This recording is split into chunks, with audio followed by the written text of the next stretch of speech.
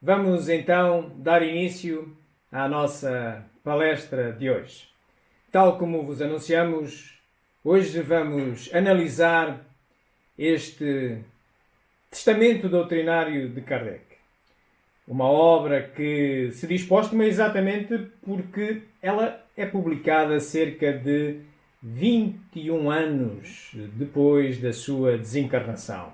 Ele desencarna em 1869 e esta obra é publicada apenas em janeiro de 1890.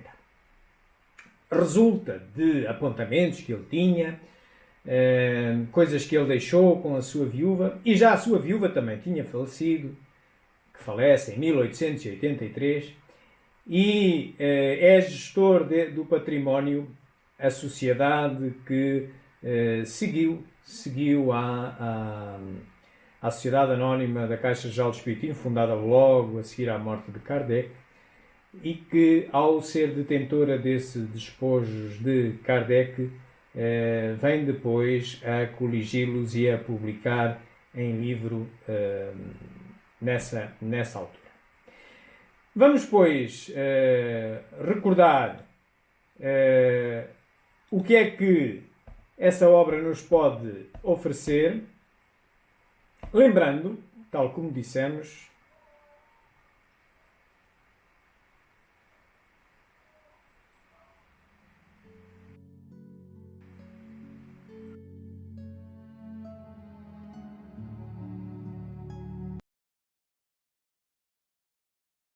Well, happy birthday to you. Happy birthday. There you go. To you. You. Não é bem o dia, mas é no mínimo o ano em que celebramos 130 anos que esta obra foi publicada. Como vos disse, ela é publicada em janeiro de 1890. Portanto, no ano corrente em que estamos, já perfez 130 anos. Como é que a vamos abordar? Vamos primeiro perceber porquê. Porquê é que esta obra surge? Porquê é que esta obra surge só nesta altura? Depois vamos olhar para as questões da edição, incluindo a publicação e detalhes da edição. E por último, a estrutura da obra em si.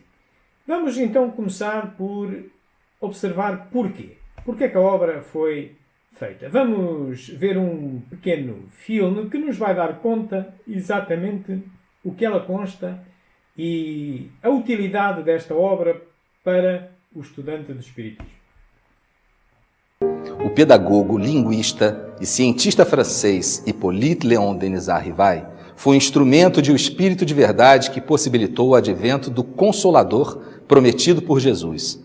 Esse Consolador é a doutrina espírita, a terceira revelação de Deus aos homens. Em 31 de março de 1869, o inesquecível codificador da doutrina espírita desencarnou em plena atividade na Sociedade Parisiense de Estudos Espíritas aos 65 anos de idade. No entanto, o codificador do Espiritismo era portador de uma rara capacidade de trabalho e de uma férrea determinação em abordar todas as questões relativas ao Espiritismo. Por essa razão, suas corajosas investigações, pesquisas, dissertações, publicações sempre estiveram em estágio muito avançado de preparação e seus livros elaborados bem antes da sua publicação. Com um esforço muito grande, sua viúva e seus amigos publicaram o livro Obras Póstumas, apresentando vários estudos desse apóstolo de espírito de verdade que nunca haviam aparecido em lugar algum. Esse livro representa o testamento doutrinário de Allan Kardec e nele se pode conhecer o drama de um homem que, tendo estado muito à frente de seu tempo, teve que enfrentar pelejas muito ásperas, resistências quase intransponíveis, opositores ferozes e também a incompreensão e a deslealdade de pessoas muito próximas e íntimas que desejavam colocar-se acima da doutrina espírita. Julgamos que está caracterizado a natureza desta obra. Como vimos, é como se fosse um testamento doutrinário de Kardec.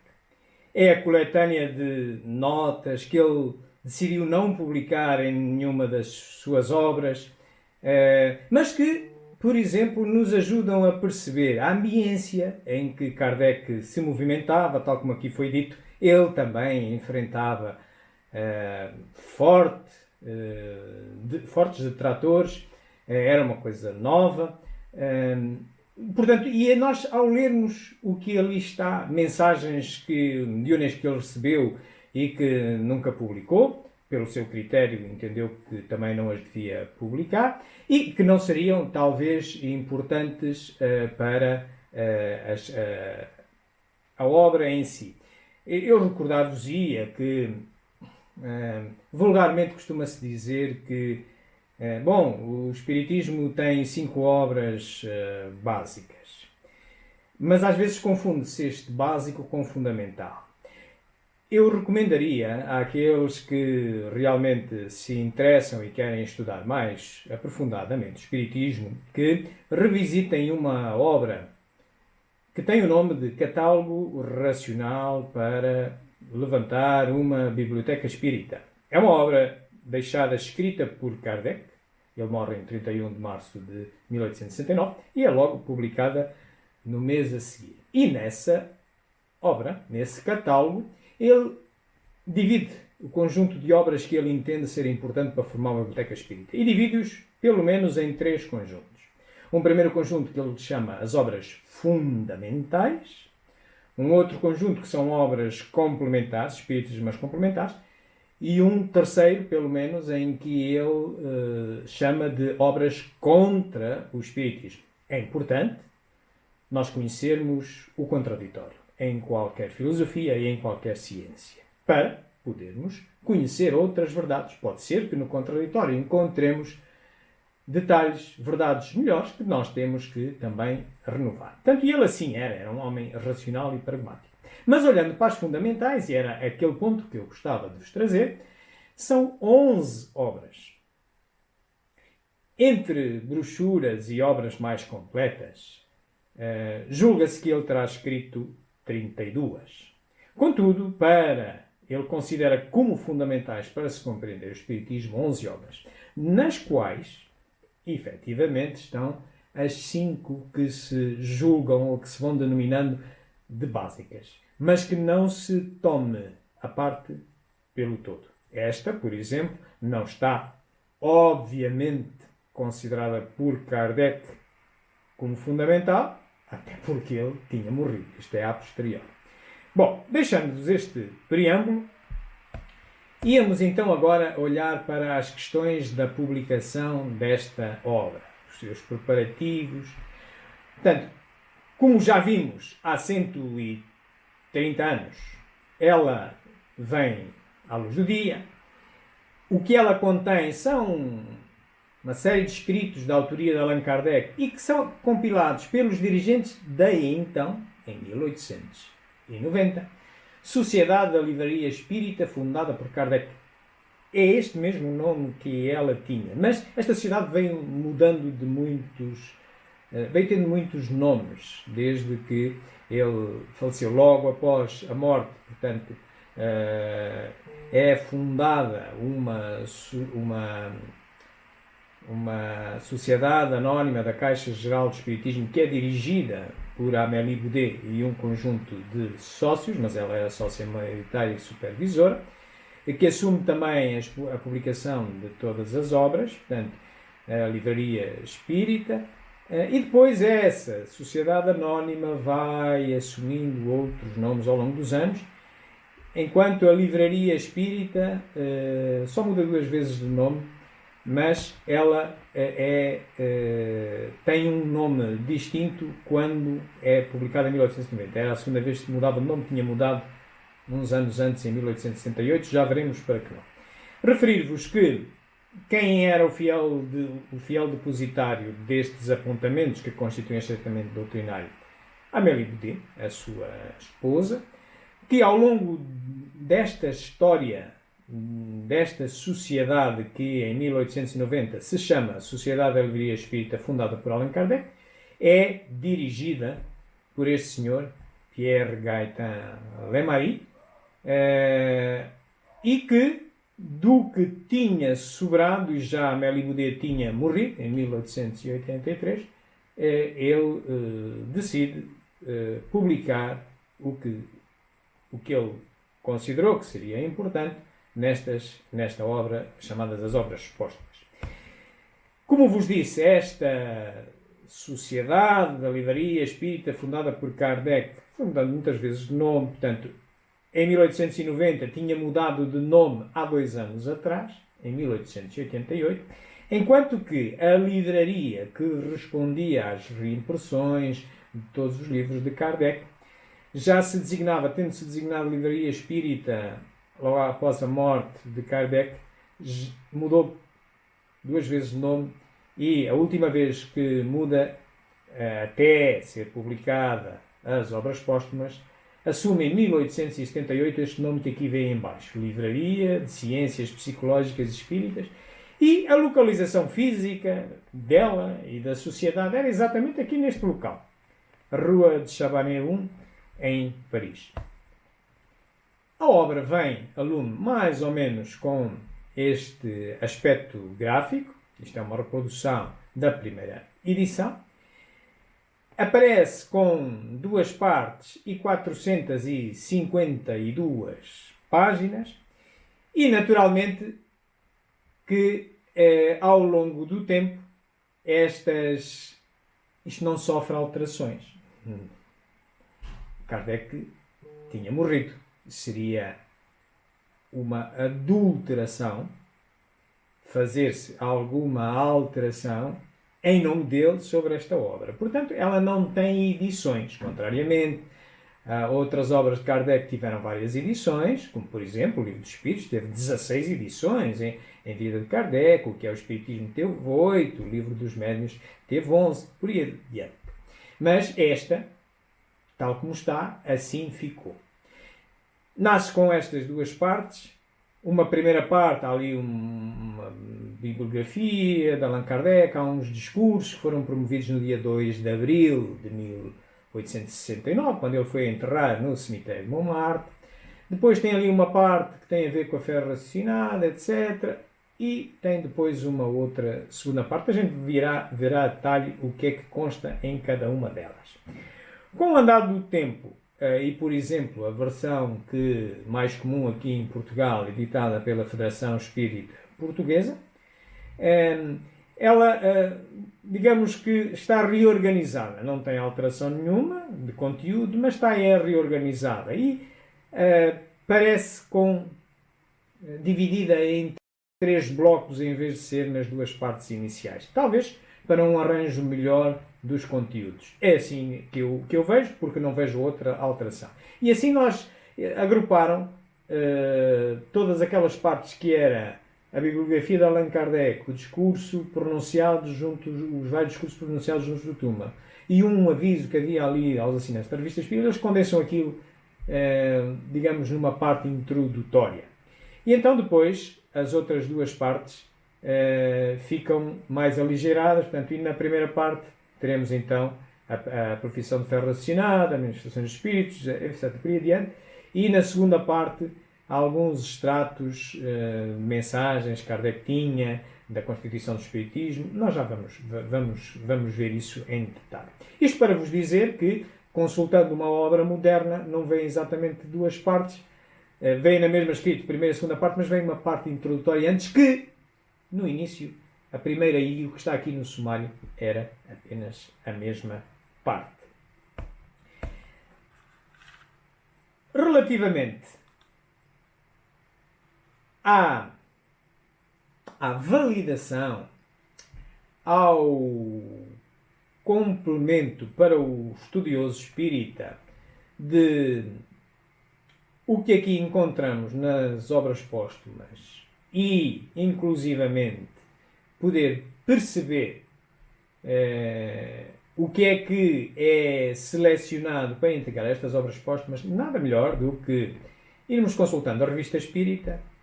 Muitas das coisas que aqui vêm foram publicadas em seu tempo por Allan Kardec na Revista Espírita, mas não integraram nenhuma das obras fundamentais.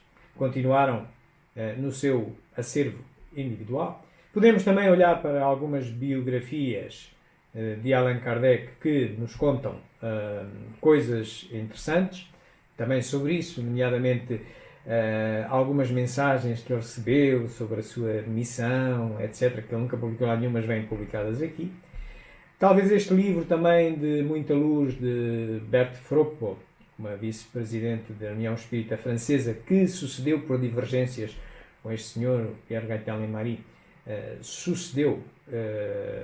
fraturou-se desta sociedade que publicou estas obras e criou uma alternativa, uma União Espírita Francesa. E também este livro, O Legado de Allan Kardec, de Simone Privato, que saiu em 2017, que é uma boa análise histórica. Não relativamente à tese da adulteração, que é foco principal desta investigadora, a tese da adulteração da Gênese, da quinta edição da Gênese. Não essa, e hoje sabe-se que ela não estava na posse dos dados todos e presumiu que teria sido adulterada. Mas a investigação histórica que consta neste livro é importante e eu reputo para o estudioso do Espiritismo que se baseie nela. Tem coisas muito interessantes, em particular no pós-desencarne de Kardec. Olhamos então agora para a estrutura das obras póstumas. Como vos disse, nas atuais que temos, digamos, não são 3 partes, mas são 3 grupos de conteúdo. Num primeiro grupo está ali umas biografias e uns discursos, uma biografia de Kardec e uns discursos. Num segundo grupo, digamos que os elementos que ali estão são elementos doutrinários, complementares do que já fomos vendo nas obras fundamentais. E numa segunda parte são um conjunto de mensagens, conjunto de discursos de Kardec que apontam, mostram, por um lado, a missão dele, que missão é que ele recebeu da espiritualidade superior, com várias mensagens, e a sua visão de futuro para o Espiritismo. Consta lá também a Constituição do Espiritismo, que é um artigo que ele deixou publicado em 1868, na Revista Espírita do mês de dezembro. E está aqui também reproduzido. Olhamos então para essa primeiro grupo de conteúdo, biografia e discursos. Quanto às questões da biografia, vem lá uma biografia bastante completa. Eu vou utilizar um pequeno vídeo que mais ou menos faz o resumo do importante da vida dele. Mas, quem quiser ler com mais detalhe, deve de facto ler aquela biografia mais alongada que ali encontramos. Vamos, pois, ver essa biografia. Hippolyte Léon Denisard Rival, que mais tarde viria a adotar o pseudônimo de Allan Kardec, nasceu na cidade de Lyon, na França, no dia 3 de outubro de 1804.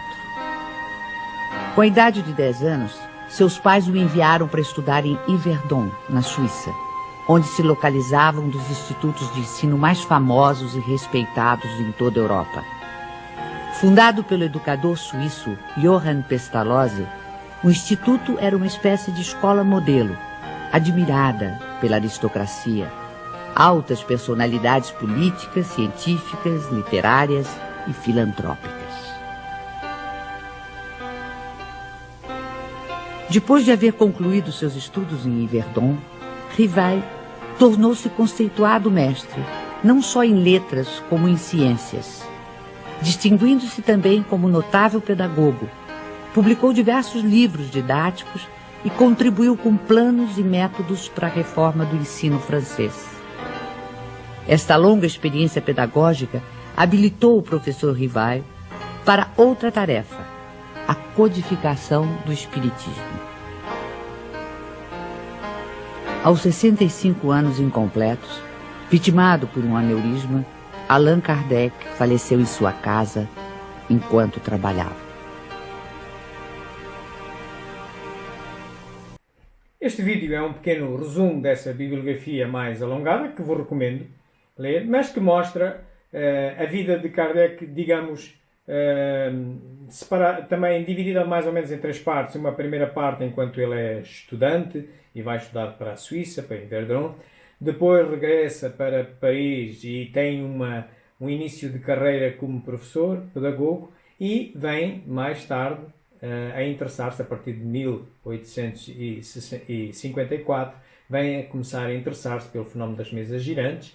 Em 55 assiste à primeira reunião mediúnica. Em 55, 56 vai coligindo a informação que ia colhendo das várias reuniões mediúnicas, até que em 57 publica o Livro dos Espíritos. E depois é a conhecida publicação das tais 32 obras, ou das 11 fundamentais, que é aquelas que importa mais ao estudioso, deve-as estudar, e que vem no catálogo racional que ele próprio também publica. Relativamente ao discurso... Senhores, deixemos apenas que das nossas mentes desçam sobre a face impassível do homem ora estendido diante de nós, testemunhos de afeição e sentimentos de pesar que lhe permaneçam ao derredor em seu túmulo, qual embalsamamento do coração. A morte o surpreendeu no momento em que, com a sua infatigável atividade, trabalhava noutra sobre as relações entre o magnetismo e o espiritismo.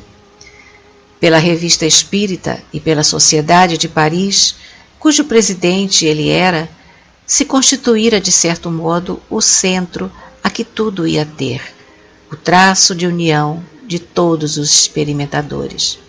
Suscitou rivalidades, fez escola de feição um pouco pessoal, havendo ainda alguns dissídios entre os espiritualistas e os espíritas.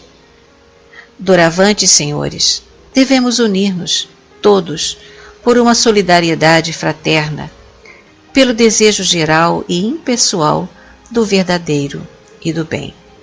Ele, porém, era o que eu denominarei simplesmente o bom senso encarnado. Aplicava sem cessar à sua obra as indicações íntimas do senso comum. Esse estudo, que foi lento e difícil, tem que entrar agora num período científico. Esse método tem de tomar os fenômenos de ordem misteriosa a que assistimos para os dissecar, medir e definir. O Espiritismo não é uma religião, mas uma ciência, da qual apenas conhecemos o ABC. A imortalidade é a luz da vida, até a vista, meu caro Allan Kardec. Como vos disse, tendo desencarnado em 31 de março de 1869, ele vai a enterrar os cerimónias fúnebres em dia 2 de abril desse mesmo ano, mas no cemitério de Montmartre, não onde hoje se encontram os restos mortais, que é no Père Lachaise. Ele só é trasladado para lá no ano seguinte. E nesse cemitério de Montmartre são feitos 4 discursos. Ouvimos apenas um, de Camille Flammarion, um astrónomo e um médium que trabalhava com Kardec na Sociedade Parisiense de Estudos Espíritas. E ele dá-nos aqui a tónica da natureza do Espiritismo. Uma filosofia e uma ciência que não é religião. Pelo menos nos termos em que hoje se conhecem as religiões. Passando esta parte, entramos então, digamos, neste conjunto de aspectos doutrinários que chamamos a primeira parte, onde vemos vários assuntos abordados. Vamos vendo um resumo de cada um deles, circulando aqui por ordem cronológica da direita para a esquerda no sentido dos ponteiros de relógio. Começa logo pela fé raciocinada. Só é inabalável a fé que pode enfrentar a razão face a face, em todas as épocas da humanidade. É a esse resultado que o Espiritismo conduz, triunfando assim da incredulidade todas as vezes em que não encontra a oposição sistemática e interessada. O que vemos neste capítulo, desta primeira parte, logo no início, encontramos também refletido nesta obra que é o Evangelho segundo o Espiritismo, no capítulo 19. O capítulo 19 desta obra tem por título A Fé Move Montanhas. E é neste capítulo deste Evangelho segundo o Espiritismo que está contida no ponto 7 aquela frase muito conhecida de que a fé raciocinada é aquela que pode fazer frente à razão em qualquer época da humanidade. Um vivo apelo à natureza filosófica do Espiritismo. O Espiritismo, como filosofia, busca continuamente o conhecimento. Nenhuma filosofia, nem nenhuma ciência trabalham com a verdade absoluta, porque é impossível. Ao homem não é possível abarcar a verdade absoluta ou a realidade. Exigiria uma perfeição tal que só Deus a tem. Então o homem vai de verdade em verdade, vai renovando a sua verdade e à medida que o seu desenvolvimento intelectual e moral se vai produzindo, vai deitando velhas verdades e recolhendo novas. Portanto, e assim é filosofia exatamente porque, tal como dizia Platão, o pai da filosofia, dizia que a filosofia é a crença verdadeira justificada. Isto é, a gente põe uma determinada crença, por exemplo, em Deus, na existência do Espírito, etc., mas há que justificar. Okay? Assim como a fé. Nós podemos ter a nossa fé, mas nós temos que justificá-la, racionalizá-la. Este é o convite do Espiritismo e, como vêem, vê-se aqui coisas que estão muito relacionadas, por exemplo, com esta obra, o Evangelho segundo o Espiritismo. Num capítulo seguinte, as almas ou espíritos dos que aqui viveram constituem o mundo invisível que povoa o espaço e no meio do qual vivemos. Daí resulta que desde que há homens, há espíritos, e que se estes últimos têm o poder de manifestar-se, devem tê-lo tido em todas as épocas. É o que comprovam a história e as religiões de todos os povos. Entretanto, nestes últimos tempos, as manifestações dos espíritos assumiram grande desenvolvimento e tomaram um caráter mais acentuado de autenticidade, porque estava nos desígnios da providência por termo a praga da incredulidade e do materialismo por meio de provas evidentes, permitindo que os que deixaram a terra viessem atestar sua existência e revelar-nos a situação ditosa ou infeliz em que se encontravam.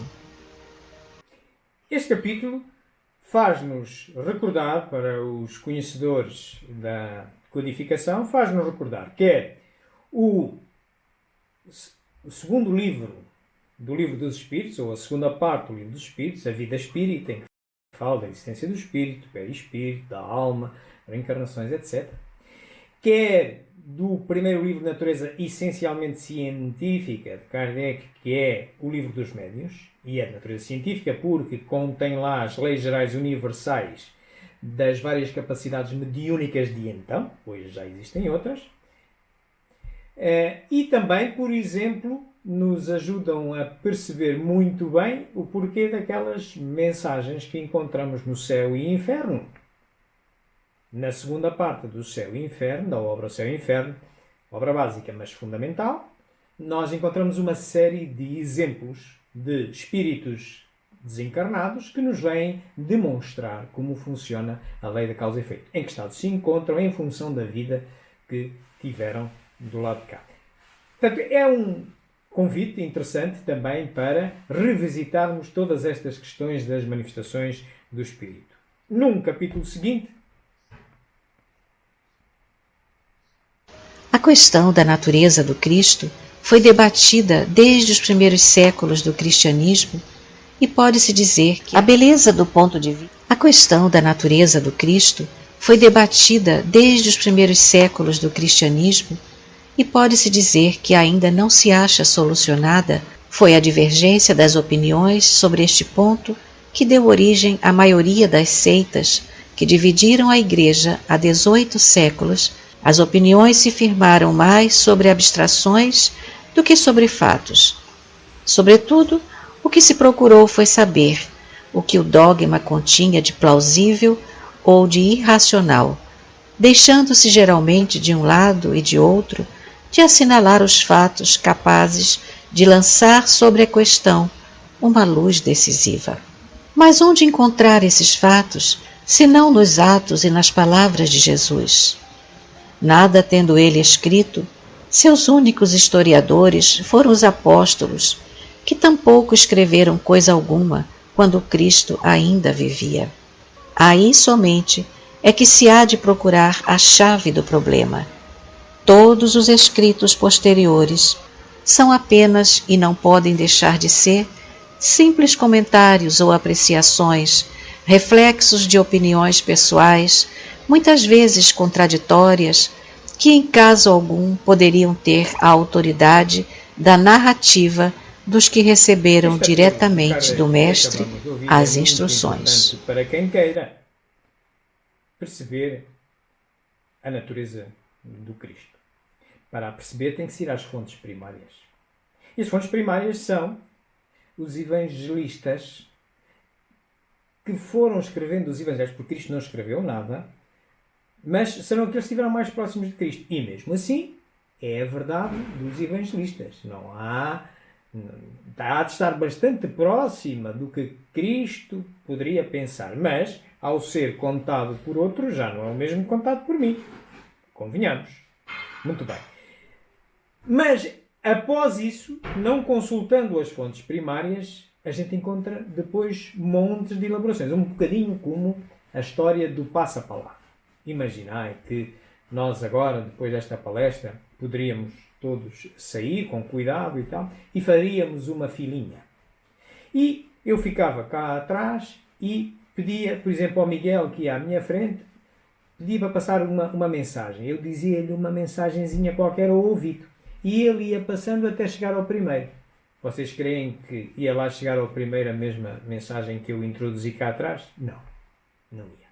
Portanto, e é por isso que também muitas dissensões, muitas divergências se têm encontrado em todas as religiões, mas nomeadamente no cristianismo. O cristianismo nasce depois de Cristo, e atenção, Cristo não era cristão, certo? Cristo não era cristão. A ter alguma religião, talvez fosse judeu, talvez. Mas de certeza que não era cristão, porque o cristianismo é criado depois dele, segundo a filosofia dele. E nós começamos logo, historicamente, começamos por encontrar uma grande cisão da religião que era una, a religião cristã, que era una. Logo no século XI, em que há uma cisão dos ortodoxos, estavam em Constantinopla, e então hoje a religião cristã ortodoxa está situada para os países do leste, Rússia, por aí adiante, e a católica romana. Logo aí duas grandes cisões. Depois nós vamos andando ao longo do tempo e chegamos ao século XV e vemos, 15, 16, por ali assim, e vemos começar a fraturar-se a Igreja Católica Romana, que aparecem as ramas protestantes, Lutero, Calvin, etc. Por aí adiante. E então fica a Igreja Católica e as ramas protestantes. E hoje, só hoje, meus amigos, já temos, só nos Estados Unidos, nas igrejas cristãs protestantes evangélicas, temos já 2.000 denominações, 2.000 grupos. E temos a católica. Portanto, reparai, isto é obra de quem? Isto é obra do homem. É o homem que, ao tentar interpretar a lei de Deus, tem dificuldades porque o instrumento para a interpretar é a razão. E a razão, nós não somos perfeitos, vamos progredindo. Portanto, às vezes torce, às vezes interpreta de uma forma que lhe dá jeito, mas a lei de Deus ela é perfeita e imutável. Por exemplo, reparem. A lei de Deus, o que conhecemos da história, o primeiro ditado disso é Moisés, não é? Com as tábuas da lei, os 10 mandamentos. Mas essa lei de Deus, calma, é a lei que o homem interpreta ser a Deus. Evidência simples, passado uns milhares de anos, vem Cristo e vem renovar aquela lei. Então, foi a lei de Deus que mudou? Não, não foi a lei de Deus que mudou. O homem, no tempo de Moisés, é que, dado o seu relativo atraso mental comparado com 2000 anos depois, interpretou de uma maneira que Cristo depois teve que vir reformular. E mesmo assim, de Cristo para cá, verificou-se que há 200 anos atrás, Kardec teve necessidade de escrever uma obra chamada Evangelho segundo o Espiritismo, exatamente para quê? Para reajustar algumas interpretações estranhas que haviam sido feitas dos Evangelhos iniciais, que já por si não era uma reprodução fiel do que Cristo disse, mas com o andar do tempo e as traduções, etc., se foram adulterando. O que é que mudou? Foi a lei de Deus? Não. Foi, de novo, a interpretação que se faz da lei de Deus. No sentido porque, claro, hoje temos uma interpretação mais próxima da lei de Deus, mas ainda longe de a conhecermos, só com o adiantamento. Hoje em dia, relativamente às questões da natureza de Cristo, praticamente já subsistem duas grandes questões dogmáticas no conjunto das religiões cristãs, pelo menos que seja do meu conhecimento. Uma é a natureza privilegiada de Cristo, em que algumas correntes cristãs consideram que Cristo é o Filho de Deus. Portanto, ele é que é o Filho. E nós o que é que somos? Enteados, é? Não. Filosoficamente, não é assim. E o Espiritismo esclarece isso. É-nos dito, no Livro dos Espíritos, que Deus criou todos os espíritos ignorantes e iguais. E lhes deu a inteligência para se irem desenvolvendo. E os seus méritos é o próprio que o recolhe. Portanto, quem é Cristo? Qual é a natureza de Cristo nesta acessão? É de um ser muito mais avançado que nós, mas cujo mérito é seu, é dele. Ok? Mas não pode ser um privilegiado. Isso é tirar valor ao próprio Cristo. Então Cristo foi isento de ter que progredir, de aprender como nós? Não é credível. Este é um dos dogmas que o Espiritismo combate. Um outro está relacionado com a natureza fluídica do corpo de Cristo, que Kardec esclarece muito bem na Gênese. Mas houve correntes, nomeadamente lideradas pelo Sr. Rostand, que escreveu um livro até os 4 Evangelhos, que mereceu críticas interessantes de Kardec, mas sobre esta questão ele claramente põe o tom filosófico que não nos pode deixar crer nisso. Portanto, esta linha, os rostanguistas defendiam que Cristo teria tido um corpo fluídico em vez de um corpo carnal. Teria sido uma grande fraude também, não é? Porquê? Então, Cristo andou-nos a enganar, é? Então, ele morre por nós, sofre dolorosas lacerações físicas e, afinal, vem-se a descobrir que ele tinha um corpo fluídico. Não faz sentido. Nem faz sentido isso, nem faz sentido o ser ele afilhado, ser ele filho e nós afilhados. Estes são os dois dogmas que ainda resistem na atualidade e sobre os quais o Espiritismo também se dedica. Vale a pena ler este capítulo também. Num capítulo seguinte, a beleza do ponto de vista puramente humano é uma questão muito discutível e muito discutida. Belo, realmente belo, só é o que o é sempre e para todos. E essa beleza eterna, infinita, é a manifestação divina em seus aspectos incessantemente variados. É Deus em suas obras e nas suas leis. Eis aí a única beleza absoluta. É a harmonia das harmonias, e tem direito ao título de absoluta, porque nada de mais belo se pode conceber. Quanto ao que se convencionou chamar belo, e que é verdadeiramente digno desse título, não deve ser considerado senão como coisa essencialmente relativa, porquanto sempre se pode conceber alguma coisa mais bela, mais perfeita. Somente uma beleza existe, e uma única perfeição: Deus.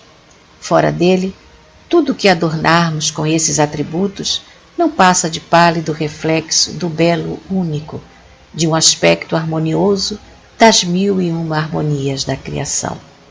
Uma chamada de atenção exatamente ao problema da nossa linguagem, que é e será sempre curta. Toda a gente já ouviu dizer ou disse que quão difícil é eu expressar os meus sentimentos por palavras. E quando estamos a falar de sentimentos, estamos a falar, por exemplo, da percepção do belo. E às vezes vêm-se discussões de pessoas acharem que é mais belo, menos belo. Quando temos termos subjetivos, resulta nesta discussão. Tenhamos, pois, humildade. Belo, belo é o que é perfeito, e perfeito é Deus. Okay? Tudo é relativo nas artes, etc. Às vezes escuta-se arte espírita, mas o que é isso? Não é nem mais bela, nem menos bela que outras. Até, se calhar, é uma apropriação indevida. O que é isso da arte espírita? Estão a ver? Sejamos racionais, sejamos comedidos, sejamos humildes. E tenhamos a ideia de que a corteza da linguagem pode provocar-nos discrepâncias e discussões inúteis também, muito em particular quando as questões são subjetivas, como é o caso das artes. Doutrina espírita. O princípio inteligente é independente da matéria. A alma individual pré-existe e sobrevive ao corpo.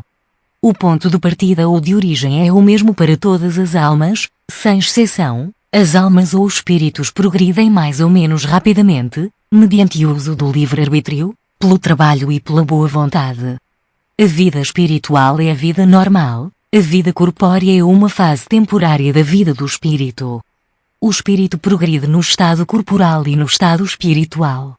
O estado corpóreo é necessário ao espírito, até que haja galgado um certo grau de perfeição. E de cada vez encarna com o progresso que haja realizado em suas existências precedentes e na vida espiritual.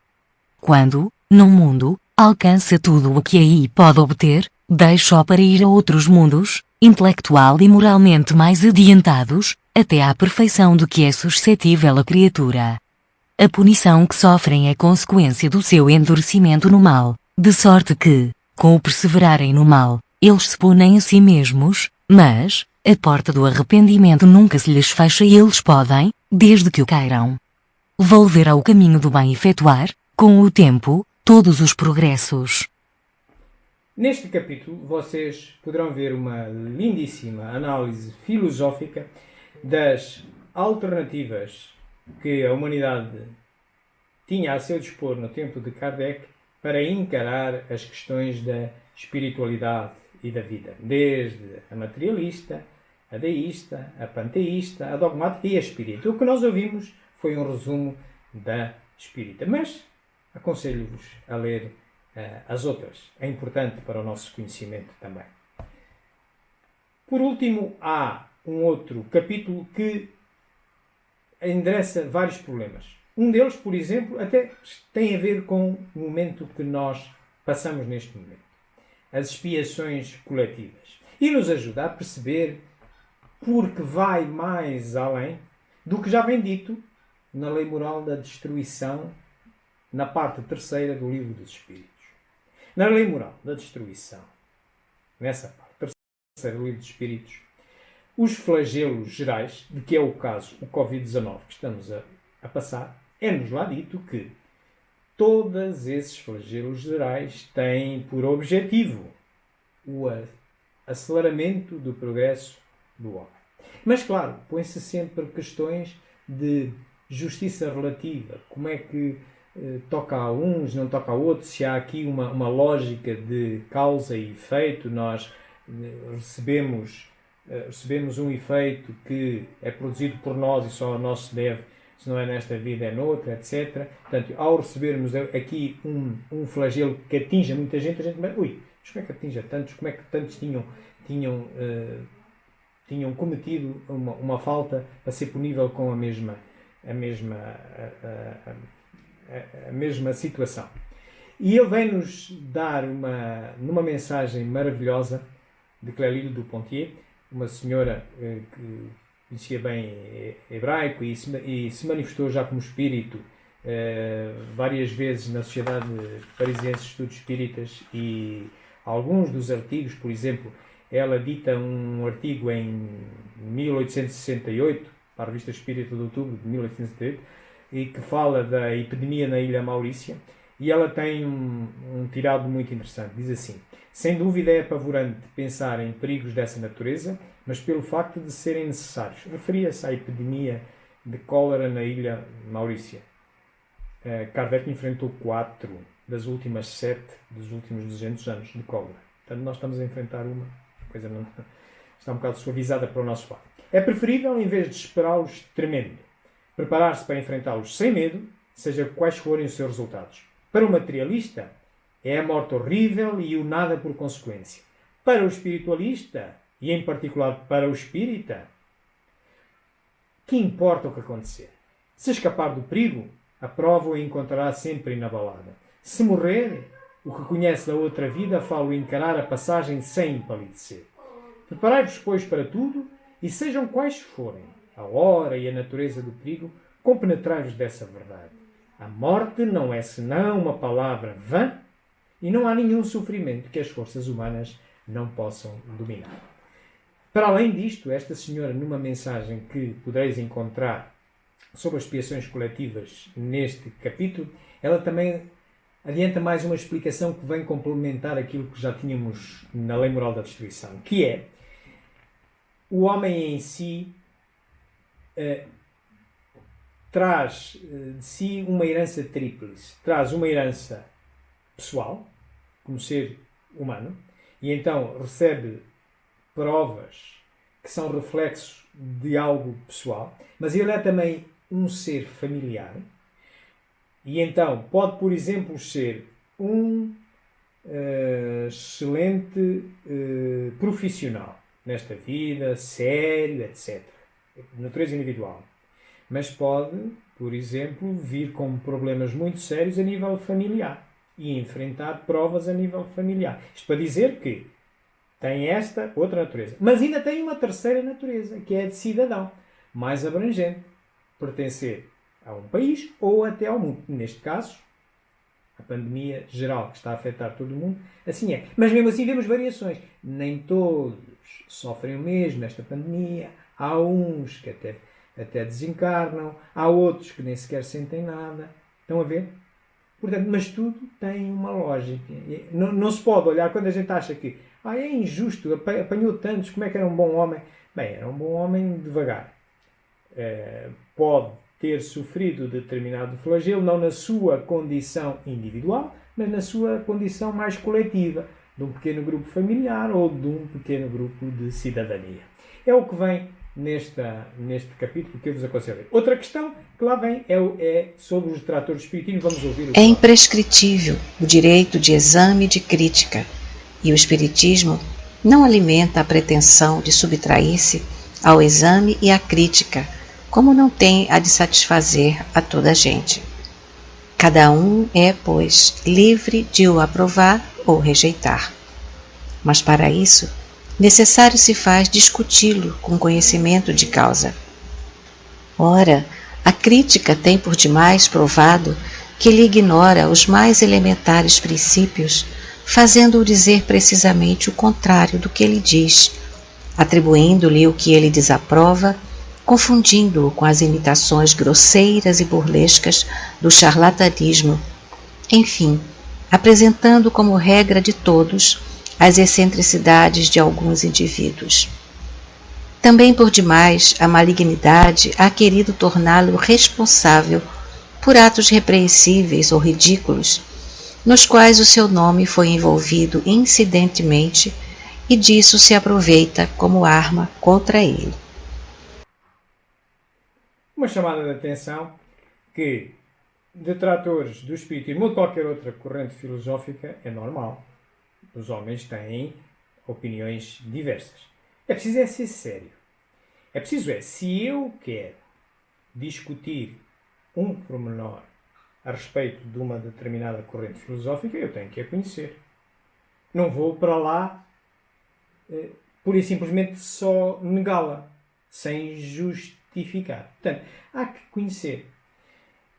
Portanto, ninguém é dono da verdade. E todos nós devemos ter a humildade suficiente de poder justificar a nossa interpretação da realidade, seja sobre o espiritismo, seja outra qualquer, e poder escutar outras. E se escutarmos opiniões diferentes, devemos olhar de forma positiva, devemos verificar se há naquela argumentação algo melhor, algum detalhe que nós não tínhamos visto. E se houver, muito bem, despojemo-nos da verdade pior que tínhamos e aceitemos a próxima. Já Kardec dizia isso na Gênese. Na primeira parte da obra da Gênese, parágrafo 55, ele diz: o Espiritismo, como ciência, vai ao lado das outras ciências. Se em algum momento uma melhor verdade se revelar do que aquela que o Espiritismo tem, seja pela investigação filosófica e científica do Espiritismo ao longo do tempo, seja porque outra ciência lhe o aponta, ele o aceitará. E nós também devemos ter essa mesma postura. Às vezes nós encontramos, nestes detratores, também encontramos pessoas muito dogmáticas, que olham um bocado para o Espiritismo como uma religião. Às vezes é sintomático quando, por exemplo, estabelecemos uma discussão com alguém, e já ocorreu comigo, sobre questões espíritas, em particular quando são pessoas que têm de si uma imagem que sabem muito, elas próprias que sabem muito por terem estudado muito, portanto, mas é a convicção delas. O que interessa depois é aquilo que possam filosoficamente, com seriedade, justificar. E às vezes acontece nessas discussões em que ambos estamos discutindo a doutrina, portanto a fonte é a mesma, é o que Kardec disse, mas é vista segundo os nossos olhos, e os meus olhos são diferentes. A minha verdade é uma versão da realidade que é aquela doutrina, e a do outro igual, portanto, e é útil nós termos contrapontos. Só já não é útil quando, às vezes isso acontece, as pessoas mais inseguras ou que têm de si uma ideia mais importante e mais dogmática, quando não sustentam, já não conseguem sustentar a discussão, dizem assim: eu prefiro ficar com Kardec. Isto é um sofisma, meus amigos. O que é que ele está a dizer? Ele está a dizer que ele prefere ficar com ele próprio. Porque de Kardec estamos os dois a olhar para ele. A menos que ele fosse a reencarnação de Kardec. Ele está a ver a interpretação que ele faz da obra de Kardec, como eu também. Portanto, não caiamos aí. Sejamos sempre humildes, sejamos sempre disponíveis para filosofar e sair com melhores verdades que temos.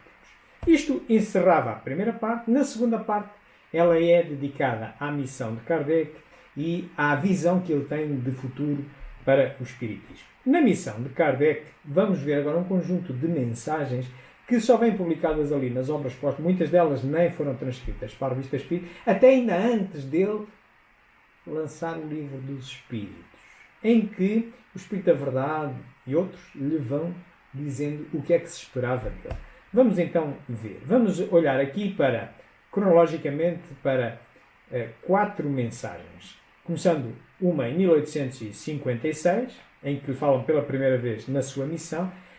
Depois outra também no mês a seguir, de abril de 56, de maio de 56, junho de 56 e uma última sobre estas questões da missão dele, já em 1860. Vamos ver essa primeira. Deixará de haver religião e uma se fará necessária, mas verdadeira, grande, bela e digna do Criador. Seus primeiros alicerces já foram colocados. Quanto a ti, Rivail, a tua missão é aí. Esta é a primeira mensagem que se fala, ele ouve falar da revelação da missão dele. É obtida em 1856, portanto, estão a ver, é um ano antes da publicação do Livro dos Espíritos. Em casa da senhora Austin, através desta senhorita Jafé, dizem, eu não tenho como provar, dizem que esta senhora teria sido a encarnação prévia de Francisco Cândido Xavier. Não tenho como provar, amigos, vale o que vale, é só uma curiosidade. E esta mensagem, o espírito não se identificou, era um espírito familiar de Kardec. Então ele diz, tu vens para resolver aqui um problema aparentemente conectado com as religiões.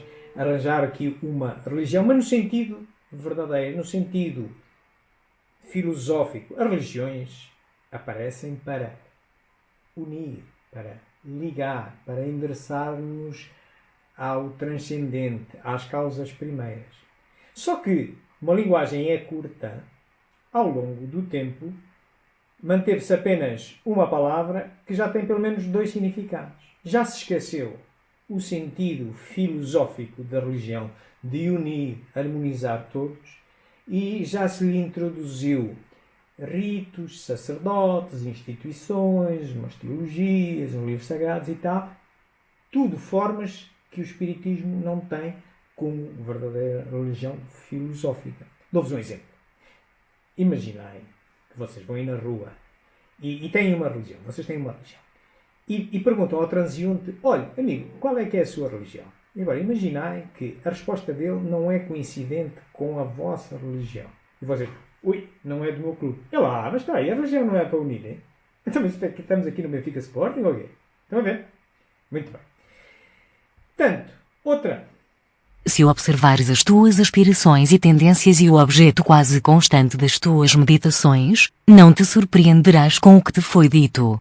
Tens que cumprir aquilo com que sonhas desde longo tempo. É preciso que nisso trabalhes ativamente, para estares pronto, pois mais próximo do que pensas vem o dia.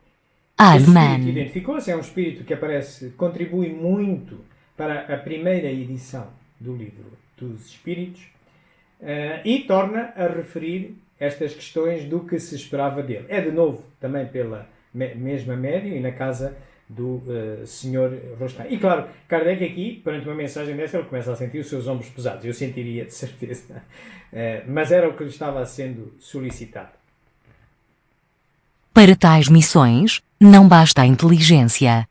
Exigem-se, por fim, devotadamente, abnegação e disposição a todos os sacrifícios. Vês, assim, que a tua missão está subordinada a condições que dependem de ti. Espírito Verdade. Que nunca se quis identificar, e há algumas discussões filosóficas interessantes sobre se era um espírito, se era uma pleiade de espíritos, mas o que importa era o que ele queria, esta entidade, o que queria significar era a melhor verdade que poderiam transmitir através dos canais mediúnicos existentes. E se na anterior Hahnemann já lhe dizia, tens aqui uma missão forte, aqui ainda a coisa fica mais complexa, dizendo-lhe, vês assim que a tua missão está subordinada a condições que dependem de ti, da tua inteligência. A Kardec era lhe exigir o esforço da inteligência, da razão. Nada de embarcar em dogmas, nada de não demonstrar, nada de não justificar e não demonstrar todas as afirmações. Deixai que falem, deixai que pensem livremente, tudo, exceto a felicidade eterna, dura pouco. Tudo vos será levado em conta e ficai sabendo que, para ser-se feliz, é preciso que se haja contribuído para a felicidade dos pobres seres de que Deus povoou a vossa terra. Permaneça, pois, tranquila e serena a vossa consciência, é o precursor da felicidade celeste. Sublinho esta mensagem não identificada, mas é elevada, como vemos, e chama-nos a atenção para uma coisa muito importante. Para ser-se feliz, é preciso que se haja contribuído para a felicidade dos pobres seres de que Deus povoou a vossa terra. E todos vamos enfrentar dificuldades. E todos vamos levar acusações, aparentes injustiças, etc. Mas nada é injusto para nós. Tem que estar detrás razões para as ditas aparentes injustiças e dificuldades. Mas a nossa obrigação é exatamente ajudar os outros. É ser caridosos. É só assim que se é feliz. E, portanto, permaneçamos tranquilos quando a nossa consciência estiver serena, cumprindo essa missão e contribuindo para a felicidade dos outros. Depois, a outra parte dentro desta segunda parte, é dedicada à visão prospectiva de futuro de Kardec. E nela vemos, é um retratar um pouco do que já vinha na Revista Espírita, nomeadamente na Revista Espírita de 1868. O projeto de 1868 vem refletido na Revista Espírita de 1868, em dezembro também, e ele fala do o que é que o apoquentava e o que é que ele julgava que deveria ser a organização do movimento espírita daí para diante. E ele chamava a atenção que um dos maiores obstáculos capazes de retardar a doutrina seria a falta de unidade. Como ele está certo, né? Ainda hoje vemos isso. Até no Espiritismo. Vemos aqui umas divisões, esquecendo-se da tal motivação religiosa filosófica. Que ele endereça, Kardec endereça num discurso muito interessante, também, que vem em dezembro de 1868, mas foi feito na comemoração dos Dias dos Mortos, em dia 1 de novembro desse ano, em que ele explica porque é que o Espiritismo é filosoficamente uma religião, mas não é uma religião em termos formais como é conhecida, e por isso ele a considera sendo uma filosofia moral, que hoje, com as divisões que já temos na filosofia, é ética. Portanto, ele chama a atenção, diz que o único meio de evitar essa falta de unidade é formulá-la em todas as suas partes, até aos mais íntimos, aos mínimos detalhes, com precisão e clareza, de tal forma que seja impossível interpretações dúbias. E ele diz que o movimento espírita, e o que nós temos hoje nas associações, aqui na nossa associação, os centros espíritas, deve ter uma casa, como a associação tem. Um local físico, agora não podemos lá ir, mas portanto, será esta casa digital agora. Uma casa onde nós nos reunimos. Deve ter um sistema de ensino. Sim, todas as associações devem ensinar o que é a doutrina espírita. Devem ter programas de ensino, seja o Livro dos Espíritos, seja um programa de iniciação, sejam estudos especializados das outras obras, enfim. Deve também ter uma forma de publicitar o que faz. No tempo de Kardec, ele tinha a Revista Espírita, que era um periódico. Jornais, etc. Hoje em dia nós temos estes meios, as redes sociais, o Facebook, o YouTube, etc. Mas devemos publicitar aquilo que fazemos. E por último, deve ter, no tempo dele, ele chamava viagens. Isto é, ele fez 7 viagens, uma ao estrangeiro e 6 em França. E porquê que ele as fazia? Ele as fazia para contribuir de alguma forma para uma interpretação o mais unificada, mas aberta à discussão possível das questões da doutrina que se estava a iniciar. E como é que ele conseguia isso? Visitando os vários centros. Como é que se consegue isso hoje? Exatamente da mesma maneira. Isto hoje em dia seriam as palestras. O palestrante da casa espírita da cidade ao lado, que vem à nossa, vem-nos contar a sua visão, a sua verdade, vem confrontar com a nossa, nós enviamos um palestrante à outra casa espírita e assim vamos todos comparando as interpretações que temos, porque vai sempre ser assim, e como é filosofia, temos que contrarrestar as nossas opiniões. Portanto, as viagens de Kardec seriam hoje as palestras noutros centros e dos outros palestrantes virem ao nosso centro. É esta a visão que ele tinha em 1868 e que é a sua visão de futuro. Ele depois também deixa um artigo muito interessante, que é a Constituição do Espiritismo, de que ele ressalvava só estas questões que ainda hoje continuam muito em voga e são um calcanhar daquilo para o movimento espírita, mas para qualquer organização, que são os cismas. Okay? E nos cismas ele diz que 3 coisas se há que evitar para evitar ou conseguir, para se manter a solidez da doutrina. Primeira, e que está muito relacionada com o que já tínhamos visto no projeto de 1868, que é evitar interpretações erróneas. Nós utilizamos uma linguagem curta. Nem sempre conseguimos dizer o que nos vai na alma. E já estão a ver, um médium, vocês sabem que o médium é um meio. Portanto, ele percebe de um espírito uma intuição, uma imagem, etc. Mas depois tem que arranjar palavras dele, vocabulário dele, para transmitir por escrito ou oral aquilo que percebeu. E pode haver erros. Basta ir para o vocabulário, as questões da religião, as questões do eterno, por exemplo, uma questão que vem no Livro dos Espíritos, que deixo à vossa consideração, lá vem dito que a lei natural, na pergunta 615, é tão eterna e imutável como o Criador. Não parece que possa ser. Porque eterno só há um ente no universo, que é Deus, que não tem princípio nem tem fim. A lei de Deus, a lei divina, quem é que a criou foi Deus. Então, não pode ser eterna. Muito menos tão eterna quanto o Criador. Mas está mal. Não, temos é que raciocinar e pensar. É aquilo que eu vos estou a dizer. Qual seria o termo com que íamos qualificar a lei? Nós sabemos que o homem, digamos que é imortal. Isto é, teve um princípio, mas não tem um fim. Mas quando o homem se deu conta que existia, já existia a lei para o governar, certo? Então, portanto, a lei há de ser mais imortal que o homem, mas tem que ser menos eterna que Deus. Conseguem vocês um vocábulo para pôr aqui no meio? Ainda hoje temos este problema. Portanto, temos que raciocinar, ok? Por outro lado, ele diz, o Espiritismo é concebido para as ideias práticas, não é para as fantasias, para variar na manteiga, como se costuma dizer. Não, é para aplicar aos problemas práticos do homem. É para isso que ele existe. E por último, que não se deve imobilizar no presente, exatamente pela natureza filosófica e científica do Espiritismo, que não trabalha com a verdade, não é o único caminho para o progresso do homem. Jesus Cristo não era espírita, quem dera a nós estar nos calcanhares dele. Mas, claro, há outras correntes espiritualistas que também são caminhos. Digamos que o Espiritismo é apenas uma autoestrada, mas há outras autoestradas. Serve-nos, encantado da vida. Mas outras há também. E, como tal, nós também temos que ir fazendo a manutenção da autoestrada. Não é? Meter mais faixas, etc. Não nos podemos imobilizar no presente. Porquê? Porque vai sempre evoluindo. Então, a lei de Deus, a interpretação da lei de Deus não variou de Moisés para Cristo e de Cristo para Kardec.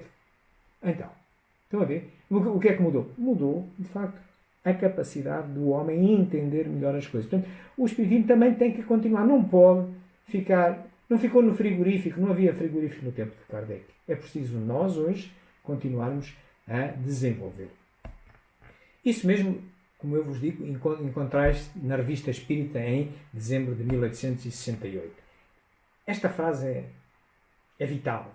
Mostra bem o raciocínio de Kardec e como nós devemos levar as questões do Espiritismo. Se tenho razão, todos acabarão por pensar como eu. Se estou em erro, acabarei por pensar como os outros. E não vale a pena estarmos a apaixonar pelas nossas verdades. Não façamos isso. Não façamos isso. Sejamos racionais, sejamos humildes, escutemos todas, mas não fiquemos apaixonados. Não nos adianta nada. A realidade é uma pedra diabólica. A gente bate contra ela. Não, não e não. Depois encontrais também um chamado Credo Espírita. Tem um preâmbulo e tem uns princípios fundamentais da doutrina espírita que são reconhecidos como verdades inconclusas. Vale a pena ler, até para perceber, é um resumo das grandes bases filosóficas do Espiritismo. Por curiosidade, deram-lhe até o nome de Credo Espírita. Enfim, vale a pena ler. Meus amigos, era isto que eu tinha para vocês. Eu, para vos trazer esta palestra, consultei estas obras que aqui estão. Fomos-las referindo ao longo da palestra.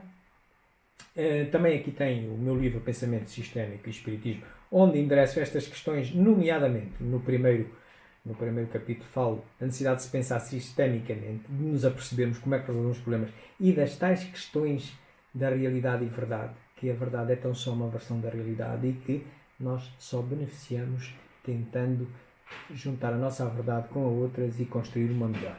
É a mecânica do progresso, é assim que nós evoluímos. Vem aqui uma série de links que têm a ver com aqueles filmes que nós vimos. Nós estamos a fazer uma gravação com uma câmara alternativa e que vamos subir esta palestra a este canal de YouTube Espiritismo JQ, como habitualmente fazemos. Também daremos disso conhecimento neste canal de Facebook onde estamos a transmitir, onde agora nós, como habitualmente, vamos levar um período de perguntas e respostas. Vamos revisitar os comentários que nos foram fazendo e se querem fazer alguma pergunta, estejam à vontade para fazer. Teremos agora a oportunidade de o fazer e poderão mais tarde ainda, se quiserem, também comunicar comigo através do Facebook ou, se quiserem mais em privado, têm aqui um e-mail à vossa disposição, espiritismojg@gmail.com. Meus amigos, era isto que tinha para vocês. Estaria agora à vossa disposição, eu e o Miguel, para podermos então abrir um espaço de conversa e eu sugeria: Miguel, está tudo bem por aí? Em vez de Sandra Melo, de Kardec, para se perceber melhor que foi-se buscar tudo aquilo que eu mas e verifico se há algum capítulo que tenha o assunto que mas em sequência, o próprio Kardec existia no resumo da lei dos ascendentes e não em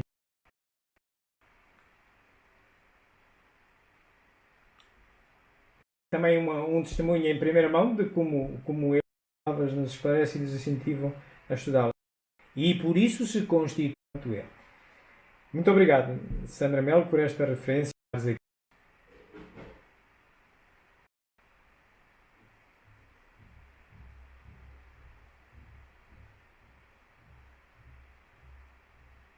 Excelente apontamento. Isso até nos faz recordar um outro conceito que da inteligência menos avançada que tinha, ou como temos aqui a Maria Cardoso, que exatamente vem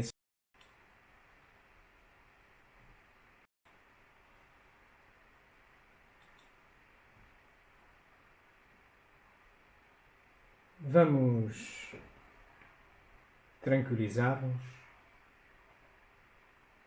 e vamos unir os nossos pensamentos.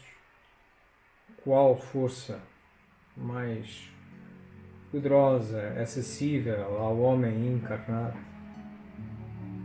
e juntos, harmonizados, vamos elevar essa força e estabelecer através dela um contacto com o Criador, com Deus. E vamos louvá-lo. Vamos louvá-lo pela sua obra maravilhosa. Que passo a passo vamos conhecendo, redescobrindo, trocando interpretações piores que tínhamos por melhores que temos hoje, com este tom maravilhoso de escola da vida, que é, afinal, o que Ele nos oferece. E é o que Ele pede, é que nos formemos. Que tal como Jesus, sigamos o exemplo de Jesus e, a mérito próprio, progridamos, sejamos cada vez melhores, estudemos. O progresso começa sempre por ser intelectual e depois moral. E esse é o objetivo para que caminhamos, é o progresso moral, depois intelectual, moral e assim sucessivamente até à perfeição, indefinível perfeição. A perfeição total há de ser de Deus. Essa nunca lá chegaremos, senão invertiam-se as coisas, era comparar o quadro com o pintor. Mas sim, é esse o caminho que Deus nos propõe. Louvado seja o Senhor por esta escola da vida. Mas agradeçamos ao Senhor que, se bem que nos põe na escola da vida e exige que nós a frequentemos para nosso bem, também nos dá as condições para isso. Reparai, esta doutrina, esta filosofia e esta ciência que estudamos não é a única muleta, não é a única autoestrada para a felicidade, para o progresso. Outras há, mas é uma, e é esta com que nós nos cruzamos agora. Usemo-la, saibamos utilizá-la, estudemo-la. Ela é tão rica, tem tanta lógica, tem tantos princípios fundamentais que sejam as ditas muletas para nós progredirmos ao longo da estrada. Agradeçamos ao Senhor, porque afinal nos dá as condições. Basta apenas nós as procurarmos. Ele quer que nós também as busquemos. Como também nós buscamos uma ferramenta. Quando queremos pregar um prego, também vamos à procura de uma ferramenta. Se for um martelo, ótimo. Se for um martelo, vamos à procura de uma pedra, de um instrumento pesado. Mas se nós queremos, o prego não se prega por si. Nós temos que buscar. Agradeçamos, pois, ao Senhor a disponibilidade das ferramentas que nós temos que usar. É da nossa vontade usá-las. Mas, Senhor, porque nós somos imperfeitos e muitas vezes temos dificuldades em perceber o que nos acontece. Porque, em particular, quando revestidos por um corpo, parece que as nossas ideias, as nossas convicções, o nosso campo de conhecimento fica diminuído e nós temos tendência a materializar tudo, a jogar tudo numa encarnação, a acharmos que somos injustiçados. E neste momento em particular, que atravessamos uma pandemia, e já vimos que as pandemias servem ao objetivo solene que tu queres para nós de nos acelerar o progresso, mas que quando estamos debaixo dela, ora achamos que é uma injustiça, porque leva todos, leva os bons, leva os maus, e porque é que nós temos com isto? E esquecemos-nos de olhar para as várias dimensões, a dimensão pessoal, a familiar e a de cidadão que todos trazemos, e de entender que tudo passa. E aqueles que, nesta pandemia, tenham que desencarnar, é porque a hora estava marcada. Não é por ter surgido a pandemia que o projeto reencarnatório se altera. É ao contrário. É apenas um instrumento para se cumprir algo que já estava marcado. Mas se quem tenha que enfrentar a desencarnação por essa via, sinta-se feliz, porque tem a certeza da existência, da continuidade da vida e vê-se livre destes problemas, das dores no corpo, destas aflições. Para os outros que aqui continuarem, só têm razões para ser felizes também, que é a oportunidade para continuarem a progredir nesta escola da vida. Portanto, estejamos tranquilos e nesses momentos em que nós estivermos com dificuldades em recordarmos de tudo isto, Senhor, envia-nos as boas sugestões através dos nossos mentores espirituais e também dos mentores espirituais da nossa casa espírita. Bem-aja, meus amigos, uma boa semana a todos. Para os seguidores deste canal, amanhã teremos uma palestra mais às 21 horas.